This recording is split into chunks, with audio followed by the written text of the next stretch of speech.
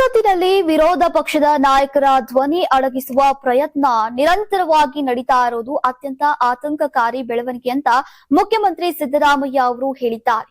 ಸಾಮಾಜಿಕ ಜಾಲತಾಣ ಎಕ್ಸ್ನಲ್ಲಿ ಪೋಸ್ಟ್ ಮಾಡಿರುವಂತಹ ಸಿಎಂ ಸಿದ್ದರಾಮಯ್ಯ ಸಂಸತ್ತಿನಲ್ಲಿ ವಿರೋಧ ಪಕ್ಷದ ನಾಯಕರ ಧ್ವನಿ ಅಡಗಿಸುವಂತಹ ಪ್ರಯತ್ನ ನಿರಂತರವಾಗಿ ನಡೀತಾ ಇದೆ. ಅತ್ಯಂತ ಆತಂಕಕಾರಿ ಬೆಳವಣಿಗೆ ಇದು.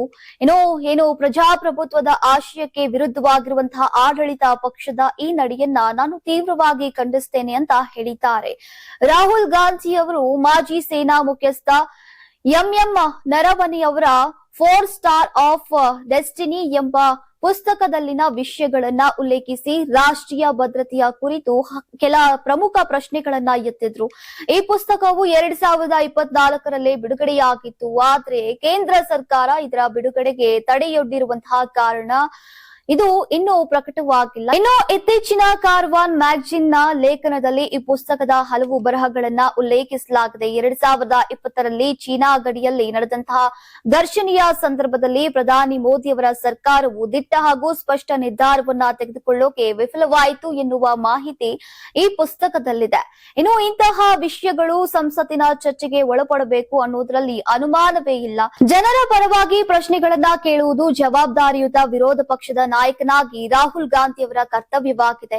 ಅದನ್ನ ಅವರು ಮಾಡಿದ್ದಾರೆ. ಇನ್ನು ರಾಹುಲ್ ಗಾಂಧಿ ಅವರು ಭಾರತದ ಅಥವಾ ನಮ್ಮ ಸೇನಾಪಡೆಗಳ ವಿರುದ್ಧ ಮಾತನಾಡಿಲ್ಲ. ಹೀಗಿದ್ರೂ ಕೂಡ ಅವರ ಪ್ರಶ್ನೆಗಳಿಗೆ ಉತ್ತರ ನೀಡುವ ಬದಲು ಸತತ 2 ದಿನಗಳ ಕಾಲ ಸಂಸತ್ತನ್ನ ಸ್ಥಗಿತಗೊಳಿಸಿ 8 ವಿರೋಧ ಪಕ್ಷದ ಸದಸ್ಯರನ್ನ ಅಮಾನತುಗೊಳಿಸಿ ಮತ್ತು ರಾಷ್ಟ್ರಪತಿಯ ಭಾಷಣದ ಮೇಲೆ ವಿರೋಧ ಪಕ್ಷದ ನಾಯಕನಿಗೆ ಮಾತನಾಡೋಕೆ ಅವಕಾಶವನ್ನೇ ನಿರಾಕರಿಸಿರುವುದು ಈಗ ಪ್ರಜಾಪ್ರಭುತ್ವದ ಕತ್ತು ಹಿಸುಕಿದ ಕ್ರಮವಾಗಿದೆ ಅಂತ ಸಿದ್ದರಾಮಯ್ಯ ಅವರು ಕಿಡಿಕಾರಿದ್ದಾರೆ. ಅಂತಾರಾಷ್ಟ್ರೀಯ ವಾಣಿಜ್ಯ ಮೇಳ 2026 ಫೆಬ್ರವರಿ 6, 7, 8ರಂದು ಬೆಂಗಳೂರಿನ ಅರಮನೆ ಮೈದಾನದ ತ್ರಿಪುರವಾಸಿನಿಯಲ್ಲಿ ಆಯೋಜಿಸುತ್ತಿದೆ.